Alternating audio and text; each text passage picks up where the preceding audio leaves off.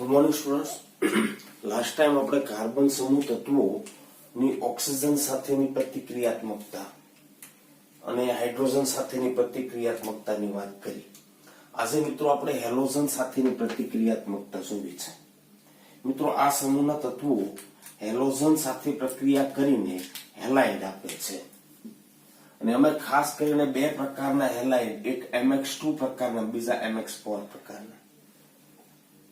એ carbon, silicon, germanium, tin, lead જો એની ભૂમિ અવસ્થામાં ગ્રાઉન્ડ સ્ટેટમાં હોય તો ઇલેક્ટ્રોન રચના NH2 છે, બરાબર ને? તો એ સંકરણ sp2 કરે, બે બંધ બનાવે અને એક લોન પેર પડ્યું રહે. MX2 પ્રકારના સંયોજન બનાવે, બે હેલોજન જોડાય, બરાબર. પણ જો એની ઉત્તેજિત અવસ્થા લો તમે તો ધ્યાન રાખજો, NH નો એક ઇલેક્ટ્રોન કૂદીને ક્યાં જતો રહે? NP માં, બરાબર? ખ્યાલ આવે છે? તો 4 અયુગ્મિક ઇલેક્ટ્રોન ધરાવતી કક્ષકોથી સંકરણ sp3 કરી શકે અને સંકરણ sp3 કરે તો MX4 પ્રકારના મળે. મેં તમને લાસ્ટ લેક્ચરમાં શીખ્યું હતું કે સેન્ટ્રલ એટમનો ઓક્સિડેશન આંક વધે, અહીંયા +2 છે, ધ્યાન રાખજો. અહીંયા આગળ કેટલો છે? +4 છે. ઓક્સિડેશન આંક વધે એમ સહસંયોજક લાક્ષણિકતા વધે. એટલે એ તત્વોના MX2 પ્રકારના હેલાઇડ કરતા MX4 પ્રકારના હેલાઇડની સહસંયોજક લાક્ષણિકતા વધારે હશે.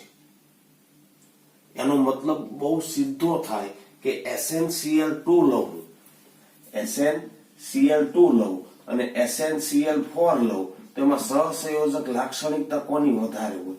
SnCl4 ની. આયનીય લાક્ષણિકતા કોની વધારે હોય? SnCl2 ની હોય. ક્લિયર છે મિત્રો?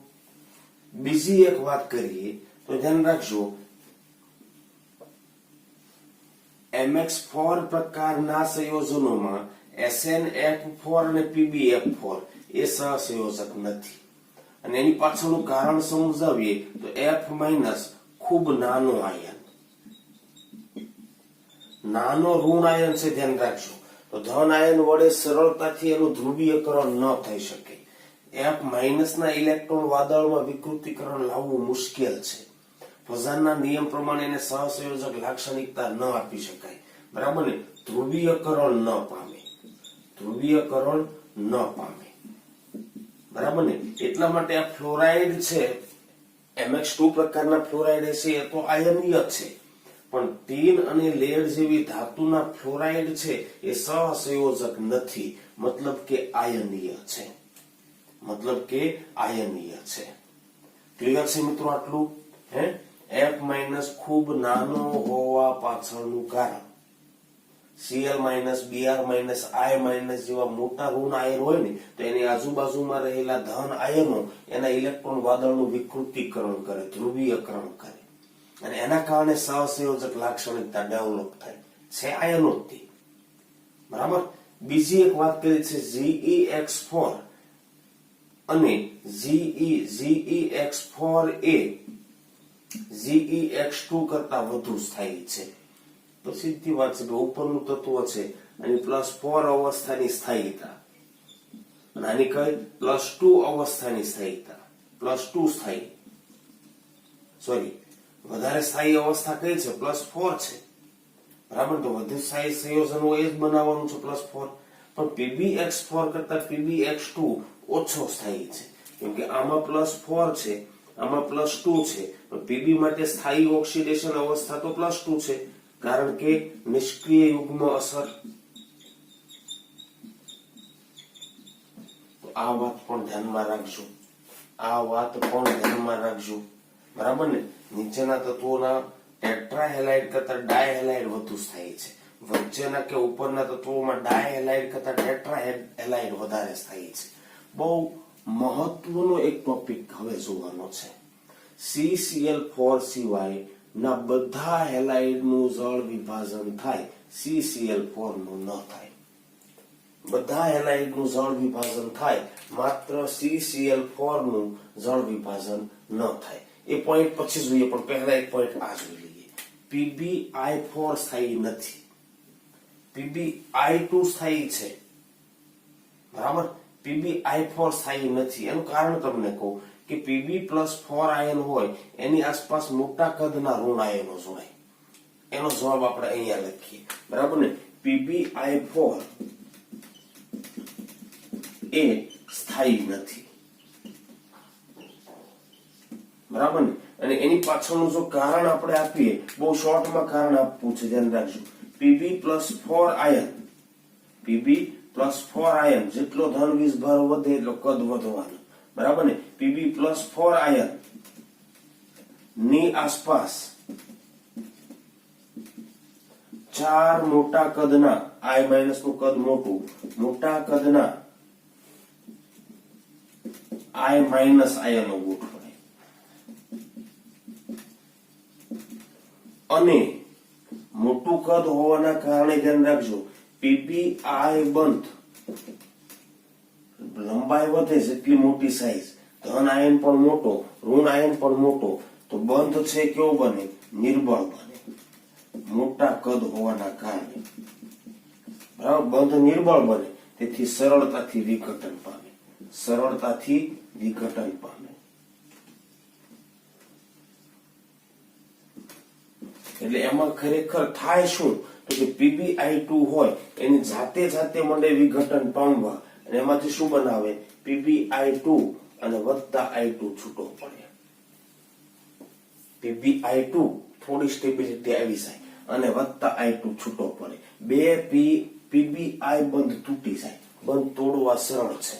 બરાબર ને? પણ I- ઇલેક્ટ્રોન આપીને Pb+4 માંથી +2 પર જાય, સ્થાયીતા પ્રાપ્ત થાય છે. બરાબર ને? એટલે PbI બંધ કેટલાક તૂટી જાય. એક તો બંને આયનો સાઈઝમાં મોટા, બંધ લંબાઈ વધી જાય, બંધ નિર્બળ બને, મોટા કદના કારણે સરળતાથી વિઘટન પામી જાય. બરાબર ને? એટલા માટે આ સ્થાયી નથી. PbI2 સ્થાયી છે. બરાબર? Pb ના ફ્લોરાઇડ, ક્લોરાઇડ એ સ્થાયી ખરા, પણ આયોડાઇડમાં આ ઘટના વધારે જોવા મળે છે. જેમાં આયોડાઇડમાં. આટલું ક્લિયર છે મિત્રો? આટલું ક્લિયર છે? આગળ વધીએ. ચાલો. CCl4 સિવાય બધા હેલાઇડનું જળ વિભાજન થઈ શકે, એક CCl4 નું જળ વિભાજન સરળ નથી. એવું કેમ? માની લો કે હું SiCl4 લઉં. પેલા આપણે ઉદાહરણ લઈને સમજીએ. બરાબર ને? SiCl4 લઉં.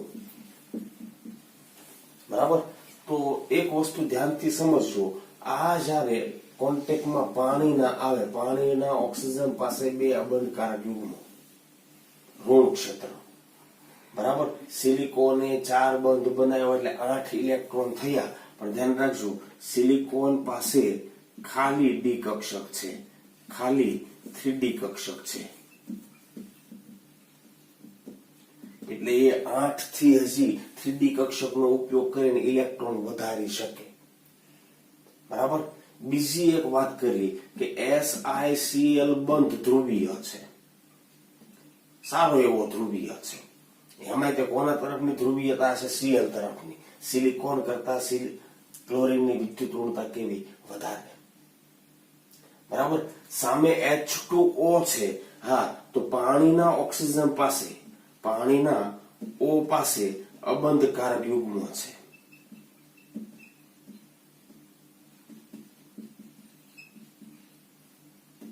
બરાબર ને? અને તેથી તે બરાબર ને કેન્દ્ર અનુરાગી તરીકે વર્તે.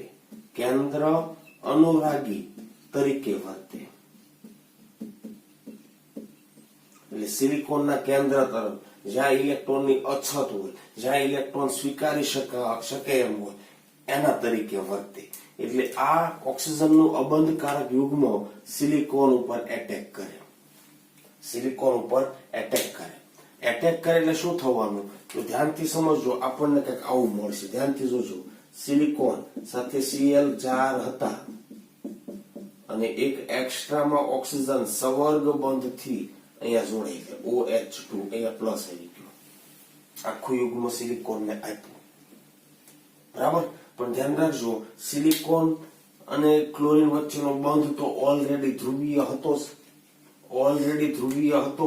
અહીંયા આગળ મિત્રો 2H છે, અહીંયા આગળ મિત્રો O+ છે અને 2H જોડાયેલા છે. આ મધ્યવર્તી સંકીર્ણ માં બરાબર ને? આ બધું થયું કોના કારણે? સિલિકોન પાસે ખાલી ડી કક્ષક છે, નહીતર sp3 સંકરણ તો થઈ ગયું.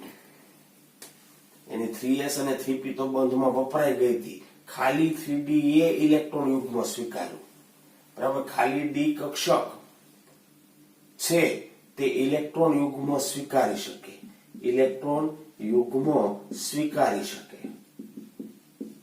જળ વિભાજનમાં મેઇન વસ્તુ આ છે, ધ્યાન રાખજો. પાણીના ઓક્સિજનનું અબંધકારક યુગ્મ સેન્ટ્રલ એટમ સિલિકોન સ્વીકારી શકવું જોઈએ, અને એની સાથે બીજો બંધ ધ્રુવીય હોવો જોઈએ. CCl બંધ ધ્રુવીય છે.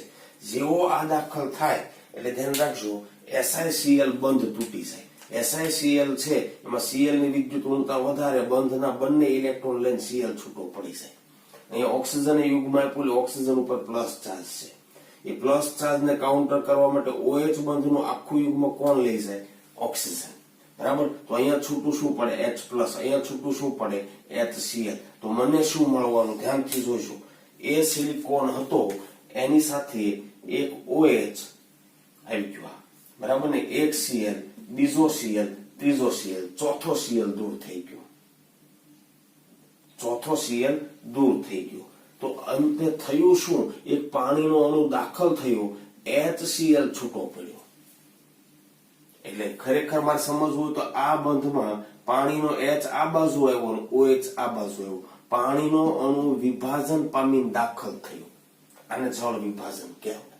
આને શું કહેવાય? જળ વિભાજન કહેવાય. આ જ રીતે મિત્રો બીજા 3 પાણીના અણુઓ દાખલ કરી દો તો 3 HCl છૂટા પડે, બીજો OH આવે, Cl છૂટો પડે, HCl છૂટો પડે, OH આવ્યો. ત્રીજો પાણીનો અણુ દાખલ થાય, અહીંયાથી Cl છૂટો પડે, પાણીનો H છૂટો પડે, HCl. ચોથો, બરાબર, તો આપણને શું મળે? Si સાથે OH, OH, OH, OH. આને મિત્રો કહેવાય સિલિસિક એસિડ. શું કહેવાય આને? સિલિસિક, સિલિકોનનો છે, સિલિસિક એસિડ મળે આપણને.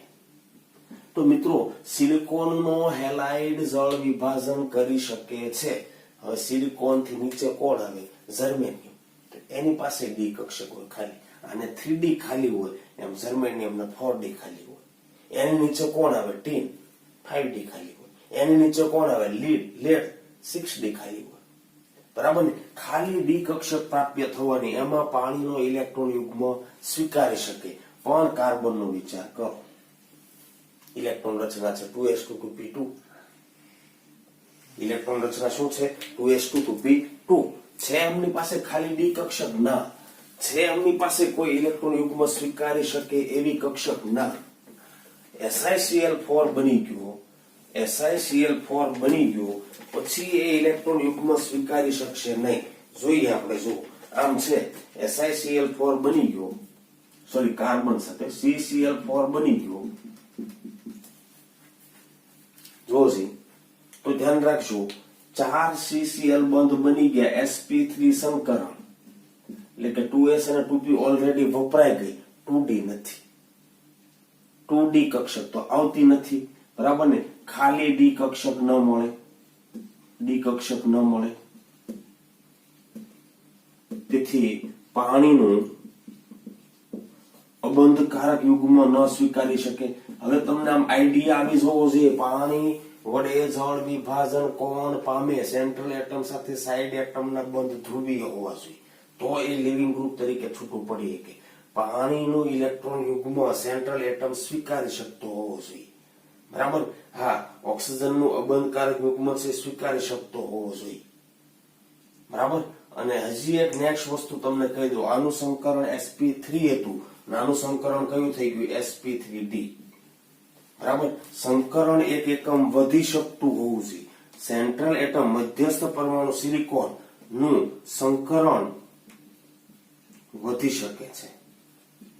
આનો એક પણ પોઈન્ટ આને લાગુ નહીં પડે. ખાલી ડી કક્ષક ન મળે, તેથી પાણીનું અબંધકારક યુગ્મ ન સ્વીકારી શકે, ન સ્વીકારી શકે. બરાબર? ઓકે. બીજી એક વસ્તુ, હા, CCl બંધ છે, ધ્રુવીય છે, ચાલો એ પોઈન્ટ તો નીકળી ગયો. ઓક્સિજનનું અબંધકારક યુગ્મ એ વર્તે, પણ ધ્યાન રાખજો, કાર્બન છે એ sp3 થી વધુ સંકરણ ન દર્શાવી શકે, થી ઊંચું સંકરણ ન દર્શાવી શકે. કોઈ દિવસ કાર્બન sp3 ડી સંકરણ નહીં દર્શાવે, થી ઊંચું સંકરણ ન દર્શાવી શકે.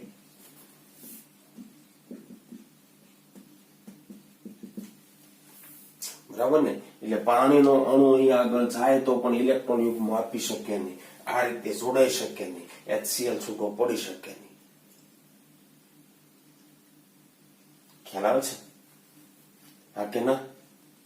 તો આ વસ્તુ થવાની, અને માટે CCl4 નું જળ વિભાજન ન થઈ શકે, નું જળ વિભાજન ન થાય. બરાબર ને? હવે 13મા સમૂહના સ્પીસીસ વિચારો છે. ચાલો BF3 છે. શું છે? BF3. કેટલા ઇલેક્ટ્રોન છે ધ્યાન રાખજો એની પાસે? 2 2 4 ને 2 6. હજી 2 ખૂટે છે. 2 ઇલેક્ટ્રોન પાણીના સ્વીકારી શકશે. BF બંધ ધ્રુવીય છે. BF બંધ ધ્રુવીય છે. સંકરણ sp2 હતું એમાંથી sp3 કરી શકે. 1 એકમ સંકરણ અપ લઈ જઈ શકે. તો પાણીનો અણુ દાખલ થાય, HF છૂટો પડે. બીજો પાણીનો અણુ દાખલ થાય, HF છૂટો પડે. શું મળે? BOH થ્રાઇસ વત્તા 3 HF. હા, મળે બોરિક એસિડ. BCl3 લો, ચાલે. AlCl3 લો, ચાલો. કેટલા બંધ છે ફરતા? 3. બરાબર? હજી એક બનાવી શકે. sp2 સંકરણ થી sp3 કરી શકે. પાણીનું ઇલેક્ટ્રોન યુગ્મ સ્વીકારી શકે. આ બંધ ધ્રુવીય હોવાથી Cl છૂટો પડી શકે. પાણીના H સાથે HCl છૂટો પડી શકે. આ જળ વિભાજન થાય. શું મળે? AlOH થ્રાઇસ અને વત્તા 3 HCl. જળ વિભાજન શક્ય છે. જળ વિભાજન શક્ય છે. 13મા સમૂહમાં શક્ય હતું. 14માં ઓલરેડી ધ્યાન રાખજો sp3 સંકરણ થઈ ગયું, નહીં થાય. બરાબર? તો ખાસ માઇન્ડમાં રાખજો, CCl4 નું જળ વિભાજન થતું નથી. એના જ ગ્રુપના બાકીના હેલાઇડ નું જળ વિભાજન થાય. ડાયહેલાઇડ હોય, ટેટ્રાહેલાઇડ હોય, થઈ જાય. બરાબર? ખ્યાલ આવે છે? પણ કાર્બન ટેટ્રાક્લોરાઇડ નું જળ વિભાજન થઈ શકતું નથી. હા, બોરોન ફેમિલીના બધાના હેલાઇડ નું જળ વિભાજન થઈ શકે છે. બોરોન ફેમિલીના બધા હેલાઇડ નું જળ વિભાજન થઈ શકે છે. ઓકે, આગળ વધીએ. ચાલો,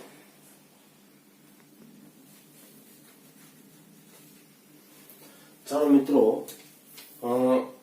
14 ગ્રુપ એટલે કાર્બન સમૂહના તત્વોની મિત્રો આપણે એસિડ સાથેની પ્રતિક્રિયાત્મકતા જોઈ છે. તો મિત્રો, કાર્બન, સિલિકોન, જર્મેનિયમ છે ને, એનું આયનીકરણ થોડું મુશ્કેલ છે, અને એટલા માટે ધ્યાન રાખજો, એ એસિડ સાથે ખાસ પ્રતિક્રિયાત્મકતા દર્શાવતા નથી. સામાન્ય કન્ડિશનમાં તો નથી દર્શાવતા. બરાબર ને? એટલે તમે ડાયમંડ ને એસિડમાં ધોઈ શકો. બરાબર ને? રેતી હોય ને તમે એસિડમાં ધોઈ શકો, નથી અસર થતી. બરાબર ને? ઓકે, પણ યાદ રાખજો, ટીન અને લેડ જેવી થોડી સક્રિય ધાતુ છે, એ એસિડ સાથે પ્રતિક્રિયાત્મકતા દર્શાવે. દાખલા તરીકે SN ની મંદ નાઇટ્રિક એસિડ સાથે પ્રક્રિયા કરો તો ધ્યાન રાખજો, SnNO3 ટ્વાઇસ મળે, દ્રાવ્ય ક્ષાર મળે. બરાબર? PB ની મંદ HCl સાથે પ્રક્રિયા કરો, PbCl2 મળે. શું મળે? PbCl2. PB ની મંદ HNO3 સાથે કરો, PbNO3 ટ્વાઇસ મળે. પણ આ મિત્રો અદ્રાવ્ય છે. કેવો છે? અદ્રાવ્ય છે. બરાબર? આ અદ્રાવ્ય છે. ઓકે, હા, કદાચ એને H2SO4 સાથે પ્રક્રિયા કરું, PB ની, બરાબર, PB વત્તા H2SO4 કરું તો મને શું મળે? તો કે PbSO4 વત્તા H2. બરાબર? H2 તો છૂટો પડશે આમાં, ધ્યાન રાખજો, બધામાં -H2 -H2 PbSO4. આ પણ મિત્રો અદ્રાવ્ય છે. કેવો છે? અદ્રાવ્ય. એટલા માટે લેડના પાત્રમાં કોઈ પાત્રમાંથી તમારે ધ્યાન રાખજો, સલ્ફ્યુરિક એસિડ પસાર નહીં કરવો જોઈએ. કરો તો શું થાય? તો કે PbSO4 નું આવરણ અંદરની દિવાલ ઉપર થઈ જાય. હા, એક ખરું કે SN છે એ આમાં ઓગળી ગયું, ધ્યાન રાખજો, આમાં ઓગળી ગયું, પણ PB છે ને એ HCl કે H2SO4 માં ઓગળશે નહીં. માની લો કે લેડની પાઇપ છે, તમે HCl કે H2SO4 માં નાખી દો તો અદ્રાવ્ય PbCl2 નું આવરણ બનાવે, અદ્રાવ્ય PbSO4 નું આવરણ બનાવે, આ તો અદ્રાવ્ય પણ છે અને સખત પણ છે. એટલે એ પાઇપની અંદરની દિવાલ હોય એની અંદર ધ્યાન રાખજો PbCl2 નું આવરણ થઈ જાય તો એ આ માનું કે આ પાઇપલાઇન છે, ચાલો હે અંદરની દિવાલ ઉપર આવરણ થઈ ગયું PbCl2 નું, બરાબર ને. હવે કદાચ એસિડ પસાર થાય તો એ આવરણના કોન્ટેક્ટમાં આવશે, નીચે જે લેયર છે એના કોન્ટેક્ટમાં આવે નહીં, અને એટલા માટે PbHCl કે H2SO4 માં દ્રાવ્ય થતો નથી, કેમ કે બંને શું બનાવે છે? અદ્રાવ્ય ક્ષાર. બરાબર, આ દ્રાવ્ય ક્ષાર છે, ધ્યાન રાખજો. એટલે SN માંથી HNO3 પસાર કરવા ગયા, ટીનના પાત્રમાં કોઈ દિવસ નાઇટ્રિક એસિડ ન ભરાય, લેડના પાત્રમાં સલ્ફ્યુરિક એસિડ ભરી શકશો, લેડના પાત્રમાં HCl ભરી શકશો. બરાબર, શરૂઆતમાં થોડો ખવાઈ જશે, આવરણ બનશે, પણ એ આવરણ ધ્યાન રાખજો સખત છે, અદ્રાવ્ય છે, એટલે એ અસર કરવાના નથી. ઓકે, થોડીક આટલી માહિતી હોય એટલે ઇનફ છે. એના પછી વાત કરીએ કાર્બન. એના સમૂહના અન્ય તત્વો કરતા અનિયમિત વર્તણૂક દર્શાવે છે. આપણી ભાષામાં કહીએ તો આડો ફાટે છે, બરાબર ને. સિલિકોન, જર્મેનિયમ, ટીન, લેડ એ બધાના સમૂહનો હોવા છતાં એ આડો ફાટે છે, અલગ પડે છે. એની પાછળનું કારણ નાનું કદ. ફઝાનો નિયમ જોશો, જેટલું વધારે નાનું કદ એટલી સહસંયોજક લાક્ષણિકતા બાજુ ચાલો જાય. સંયોજકતા 4 છે, C+4. એક તો નાનું કદ પ્લસ 4, એટલે આના સંયોજનો વધારે સહસંયોજક બાજુ જશે, બીજાના આયનીય તરફ. બરાબર, અને ધ્યાન રાખજો એ તત્વોના સંયોજનની લાક્ષણિકતા છે મિત્રો, સંયોજનની લાક્ષણિકતા છે, સંયોજનની લાક્ષણિકતા છે એ ચલે છે Q/R. ઘણી ખરી લાક્ષણિકતા, આયનીય, સહસંયોજક, દ્રાવ્યતા, હેને, થર્મલ સ્ટેબિલિટી, આ બધી લાક્ષણિકતા Q/R ના રેશિયો વડે કાઢશું. Q એટલે વીજભાર, +4 લઈએ બધા સમૂહના તત્વો, R એટલે ત્રિજ્યા. બરાબર, અને એમાં તે ધ્યાન રાખજો લાક્ષણિકતા આપણે સહસંયોજક, સંયોજનની સહસંયોજક લાક્ષણિકતા લઈએ, સંયોજનની સહસંયોજક લાક્ષણિકતા. બરાબર, Q/R ના સમપ્રમાણમાં. જેટલી ત્રિજ્યા નાની, જેટલો એનો વીજભાર વધારે, એટલું એ સહસંયોજક લાક્ષણિકતા તરફ જાય. ગુણધર્મ જ બદલાય છે. જેટલું નાનું કદ એટલી આયનીકરણ એન્થાલ્પી ઊંચી, જેટલું નાનું કદ એટલી વિદ્યુત ઋણતા વધારે. એક ડી તત્વ કાર્બન તત્વ એવું હતું ખાલી 3D નો પ્રાપ્ત થઈ, બાકી બધા તત્વો ખાલી ડી કક્ષક પ્રાપ્ત થાય. એટલે ઓવર હાઇબ્રિડાઇઝેશન, સંકરણ ઊંચું લઈ જવાનું કામ એ કરી શકે નહીં, અને એના કારણે કાર્બન એના સમૂહના અન્ય તત્વો કરતા અલગ પડે છે. કેવો પડે છે? અલગ પડે છે. મિત્રો આપણે પછી જે વાત કરવાની છે કાર્બનના 3 ડાયમંડ ગ્રેફાઇટ પરિચિત છો, ફુલેરેન્સ પણ કદાચ જાણતા હશો. ફુલેરેન્સમાં પણ ખાસ કરીને આપણે C16 ની વાત કરવાની, C60 ની વાત કરવાની છે. બરાબર, જોઈએ એના અપરૂપો. ચાલો એના અપરૂપો વિશે વાત કરીએ.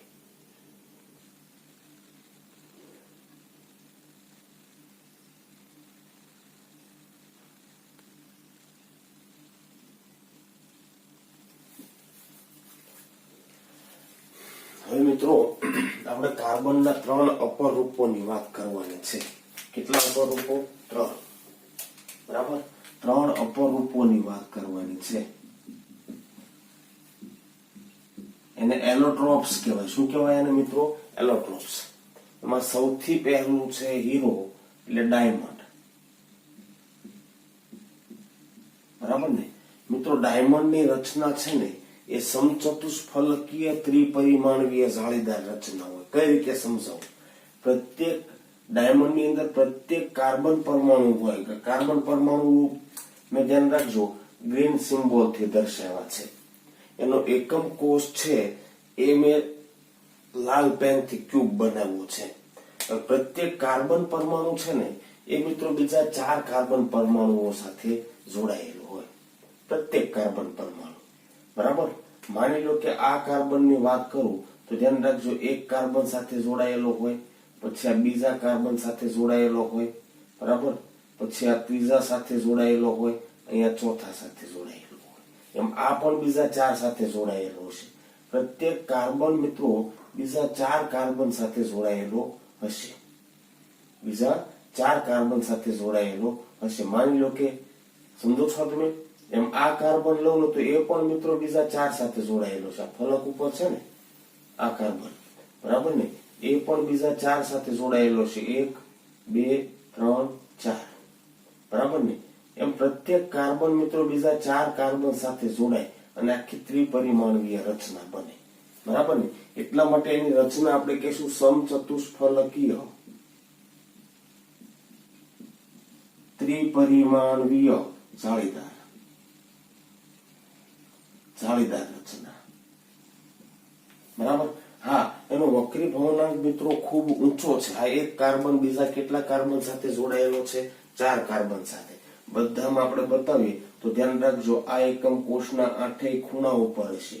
પછી આ 1 2 3 4 5 6 ફલક ઉપર છે, લાલ પેનથી બતાવ્યા તે, બરાબર. પછી એકમ કોષની અંદર નાના ક્યુબ રચાય ને એની અંદર પાછા હશે, ધ્યાન રાખજો. કેટલા? તો કે 1 2 3 4 5 6 7 8 આટલા હશે, બરાબર ને.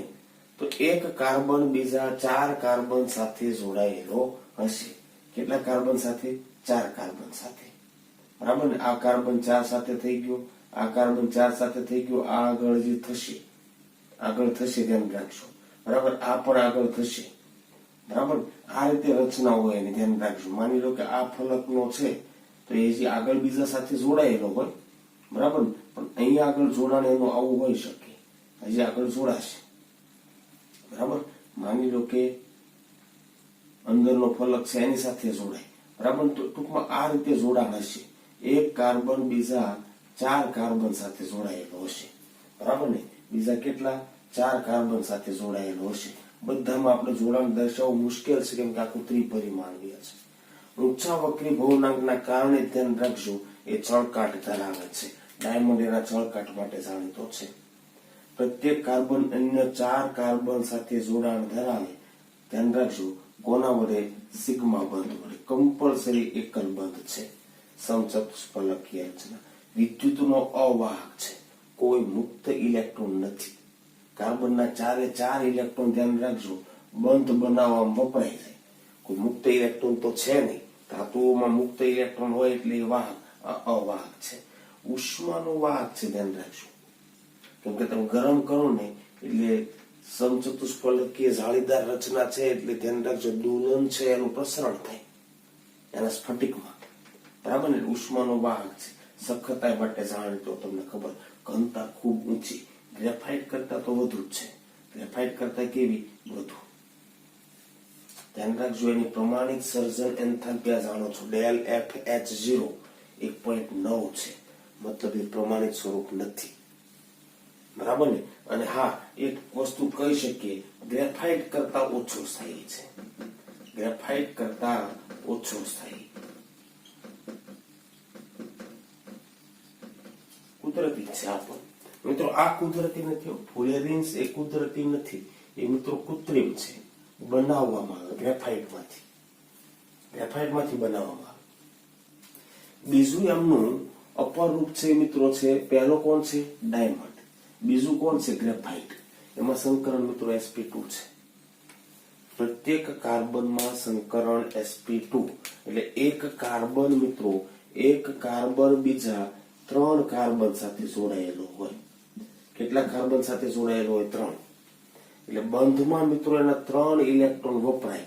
એનો મતલબ એ થયો કે પ્રત્યેક કાર્બન પાસે એક મુક્ત ઇલેક્ટ્રોન, પ્રત્યેક કાર્બન પાસે એક મુક્ત ઇલેક્ટ્રોન હોય.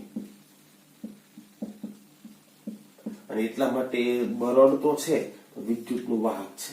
ઉષ્માનું પણ વાહક છે. ઉષ્માનું પણ કેવું છે? વાહક છે. બીજી એક વાત તમને કહી દઉં, પ્રત્યેક કાર્બનના 3 ઇલેક્ટ્રોન કાર્બન સાથે વપરાય એટલે એક ઇલેક્ટ્રોન પ્રત્યેક કાર્બન પાસે પડ્યો રહે.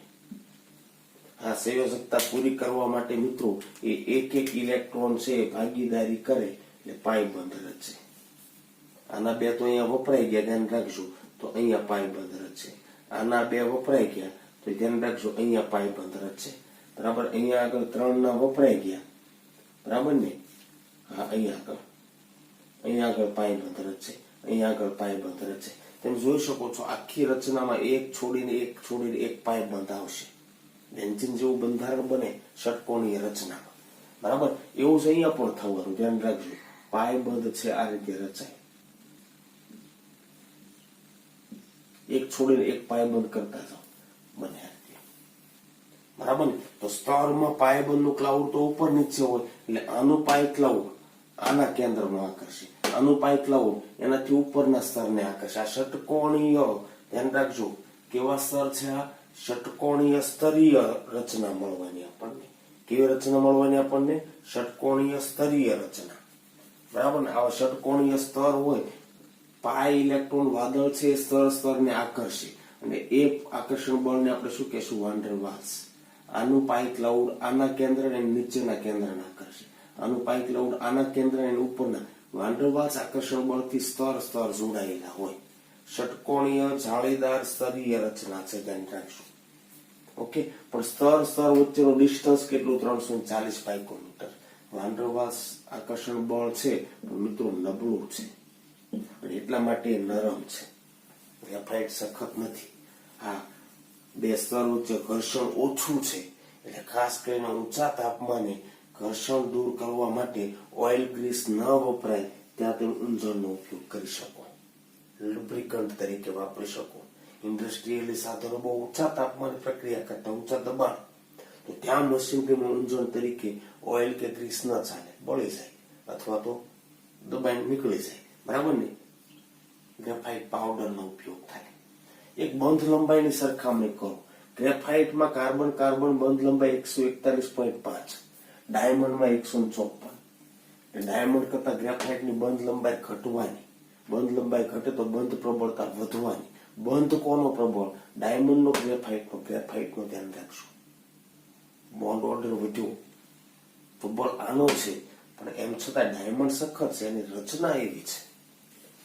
સમજો, એની સ્ફટિક રચના ના કારણે ત્રિપરિમાણીય જાળીદાર રચના બની, એ ષટકોણીય સ્તરીય રચના બની. હા, બધા અપરૂપોમાં સૌથી સ્થાયી સ્વરૂપ છે, ધ્યાન રાખજો. એની પ્રમાણિત સર્જન એન્થાલ્પી કેટલી લેશો? 0. સૌથી સ્થાયી સ્વરૂપ છે માટે એની પ્રમાણિત સર્જન એન્થાલ્પી 0. ખાસ ધ્યાન રાખજો. ષટકોણીય સ્તરીય રચના, પ્રત્યેક ષટકોણ એરોમેટિક લાક્ષણિકતા દર્શાવે. ષટકોણીય સ્તરીય રચના બની, પ્રત્યેક ષટકોણમાં તમે જોઈ શકો બેન્ઝીનની જેમ જ એક છોડીને એક દ્વિબંધ આવવા. બરાબર ને? અહીંયા બંધ બનાવો ને આપણે, તો હવે અહીંયા આગળ એક મિસ્ટેક કરીએ છીએ આપણે. આમ કરીએ, પાય બંધ આવો ને, પાય બંધ અહીંયા મૂકો. આમ તો એકાંતરિત થઈ ગયું. થઈ ગયું. એકાંતરિત પાયબંધી ધ્યાનમાં રાખવાનું. સ્તર વચ્ચેનું ડિસ્ટન્સ વધારે છે, બંધ લંબાઈ ડાયમંડ કરતા પણ ઓછી છે. બંધ પ્રબળતા કાર્બન બંધ કરતા ગ્રેફાઇટમાં કાર્બન બંધ પ્રબળ હોય, ધ્યાન રાખજો. કેવો હોય? પ્રબળ હોય. એરોમેટિક લાક્ષણિકતા ધરાવે છે. એક સ્તર ઉપરથી બીજા સ્તર ખસી શકે, એટલે પેન્સિલની લીડ તરીકે આપણે એને વાપરીએ છીએ. ઓકે, આ સિવાય પણ હજી બધી સ્ફટિકમય ઘન પદાર્થો શીખશો તો 12માં ત્યારે વધારે માહિતી આવશે. એના પછી ત્રીજો અપરૂપ છે મિત્રો ફુલેરિન્સ. કૃત્રિમ છે, આની સર્જન એન્થાલ્પી તો 0 હોવાની નથી, ધ્યાન રાખજો. પણ એને બનાવેલ બાવા છે. બરાબર ને? ફુલેરિન્સ. ઓકે, કૃત્રિમ છે. એમાં એક જાણીતું છે C16, ઘણા બધા બને, C90, C120, સંકરણ sp2, ગ્રેફાઇટની જેમ જ. બરાબર? બકમિન્સ્ટર ફુલર નામના વૈજ્ઞાનિકે આપ્યું, એટલા માટે ઘણી વખત બકીબોલ પણ કે. સ્તરીય રચના છે પણ ગોળાકાર છે, ધ્યાન રાખજો. ગોળ દડા જેવી રચના.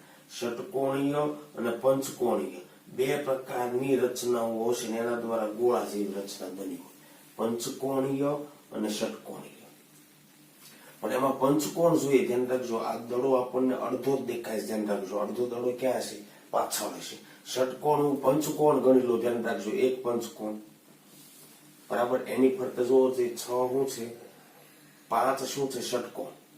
પછી એ ષટકોણની ફરતે તમે જુઓ તો ધ્યાન રાખજો. ષટકોણ, પંચકોણ, ષટકોણ,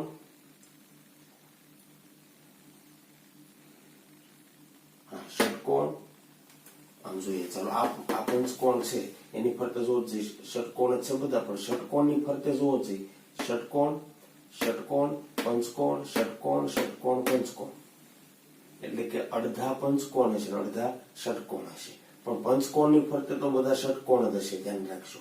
હા, પંચકોણ કેટલા થયા તો કે 1 2 3 4 5 6, અડધા દેખાય છે, અડધા પાછા હોય, 6 દૂર 12 લઈ લીધા.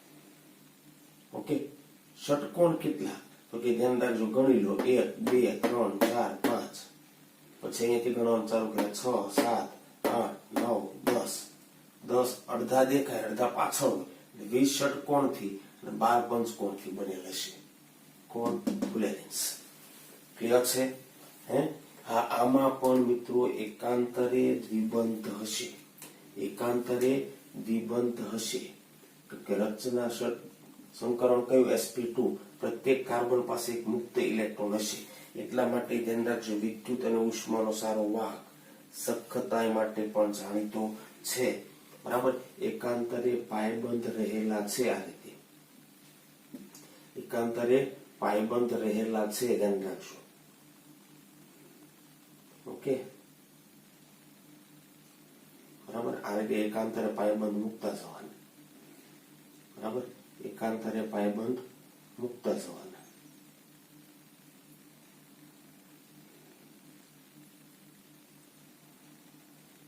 એકાંતરે છે ને,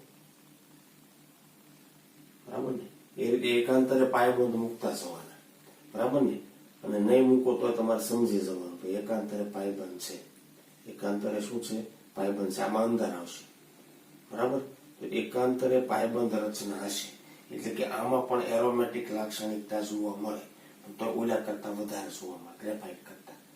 બીજું ડેંગલિંગ બંધ ન જોવા મળે. અહીંયા આગળ છેડે હોય એ કાર્બન તો મુક્ત રહેવાનું, બરાબર ને, એ કાર્બન તો મુક્ત રહેવાનું, એની ક્રિયાશીલતા તો એ દર્શાવવાનું, બરાબર ને. એટલે ધ્યાન રાખજો, ત્યાં ડેંગલિંગ એટલે છૂટા ફરતા બંધ હશે, અહીંયા છૂટા ફરતા બંધ ન હોય, ગોળ દડો થઈ ગયો, આ બંધ છૂટો નથી, ધ્યાન રાખજો, અંદર છે કોઈ છૂટો બંધ નહીં હોય, ડેંગલિંગ બંધ ન હોય, રાસાયણિક રીતે નિષ્ક્રિય છે, કેમ કે આમાં ખુલ્લા બંધ છે, પ્રક્રિયા કરી શકે, આમાં તો કોઈ ખુલ્લા બંધ છે જ નહીં, ગોળો બની ગયો છે, કોઈ એન્ડ જ નથી, ધ્યાન રાખજો. ઓકે, એટલે રાસાયણિક રીતે નિષ્ક્રિય છે. ક્લિયર? પ્રમાણિત સ્વરૂપ કયું છે? ગ્રેફાઇટ. કુદરતી સ્વરૂપો બે છે, ધ્યાન રાખજો, હીરો અને ગ્રેફાઇટ. એમાં વધુ સ્થાયી ગ્રેફાઇટ છે, માટે એનું પ્રમાણિત સ્વરૂપ. ક્લિયર? વધુ સ્થાયી ગ્રેફાઇટ છે. ક્લિયર? તો આ ત્રણ અપરૂપોની વાત થઈ. આમ ગણીએ તો થોડું થિયરિકલ છે, પણ તફાવત સ્વરૂપે તમે યાદ રાખ્યું હોય તો બહુ વાંધો આવવાનો નથી. ઓકે મિત્રો, તો અહીંયા આગળ આપણે અટકીએ છીએ. ઓકે.